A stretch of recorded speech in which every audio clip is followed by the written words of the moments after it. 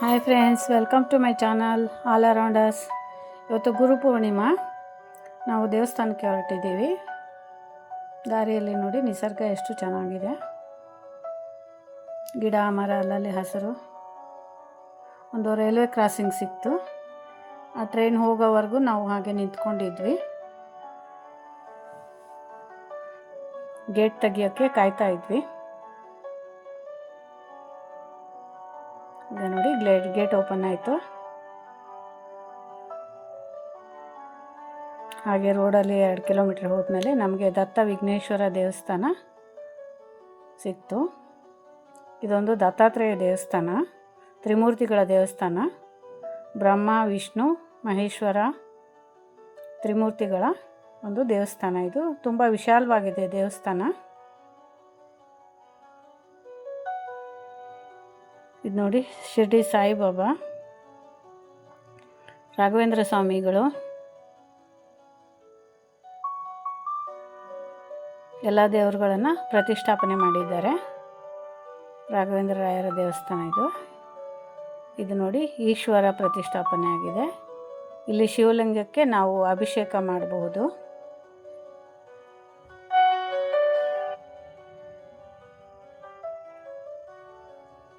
ಇದು ನೋಡಿ, ಇದು ಒಂದು ದೇವರಿಗೆ ಒಂದು ಮರ ನೆಟ್ಟಿದ್ದಾರೆ, ಪವಿತ್ರವಾದ ಮರ. ನೋಡಿ, ಮಕ್ಕಳು ಶಿವಲಿಂಗಕ್ಕೆ ಅಭಿಷೇಕ ಮಾಡ್ತಾ ಇದ್ದಾರೆ. ಅವರು ಅಲ್ಲೇ ನೀರಿಟ್ಟಿರ್ತಾರೆ, ಅಭಿಷೇಕಕ್ಕೆ ನೀರು ಕೊಡ್ತಾರೆ. ಲಿಂಗಾಭಿಷೇಕ ಮಾಡ್ಬೋದು.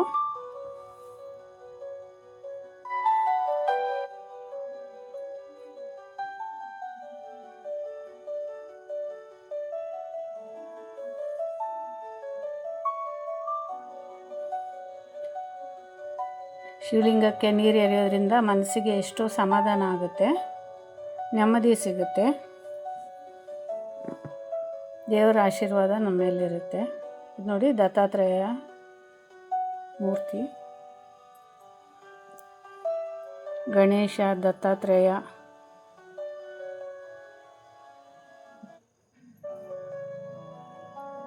ಇದು ತ್ರಿಮೂರ್ತಿಗಳು, ದತ್ತಾತ್ರೇಯ ಸ್ವಾಮಿ, ಬ್ರಹ್ಮ ವಿಷ್ಣು ಮಹೇಶ್ವರ 3 ಸೇರಿ ದತ್ತಾತ್ರೇಯ ಸ್ವಾಮಿ ದೇವಸ್ಥಾನ.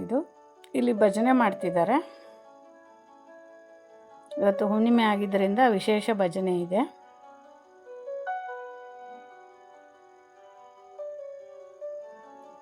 ಇದು ನೋಡಿ ಶಿವಲಿಂಗಕ್ಕೆ ಮಂಟಪ ಎಷ್ಟು ಚೆನ್ನಾಗಿ ಕಟ್ಟಿದ್ದಾರೆ. ಎಲ್ಲ ಜನ ಸಾಲಾಗಿ ನಿಂತ್ಕೊಂಡು ದೇವರಿಗೆ ಅಭಿಷೇಕ ಮಾಡಿ ಮುಂದೆ ಹೋಗ್ತಾರೆ.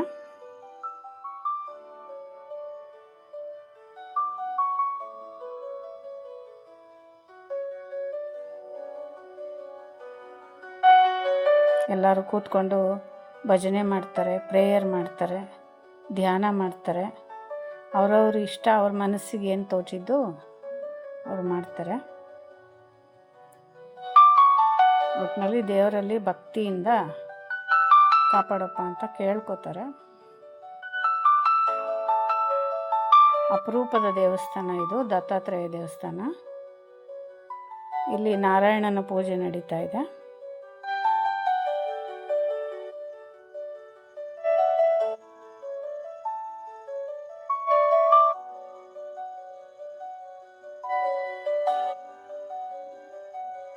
ಮಂಗಳಾರತಿ ಮಾಡ್ತಾ ಇದ್ದಾರೆ ನಾರಾಯಣನಿಗೆ.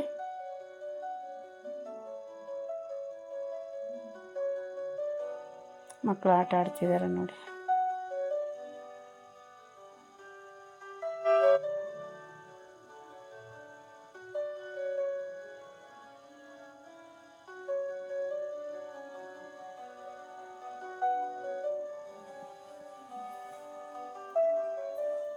ಯಾರೋ ವೀಲ್ ಚೇರ್ ಮೇಲೆ ಬಂದಿದ್ದಾರೆ ಪಾಪ. ದೇವ್ರ ಮೇಲೆ ಅಷ್ಟು ಭಕ್ತಿ.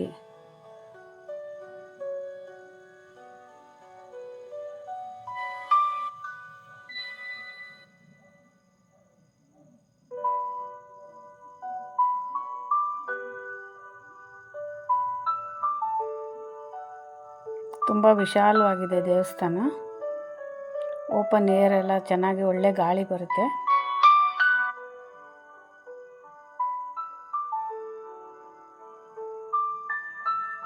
ದತ್ತಾತ್ರೇಯ ಸ್ವಾಮಿ ಪೀಠ.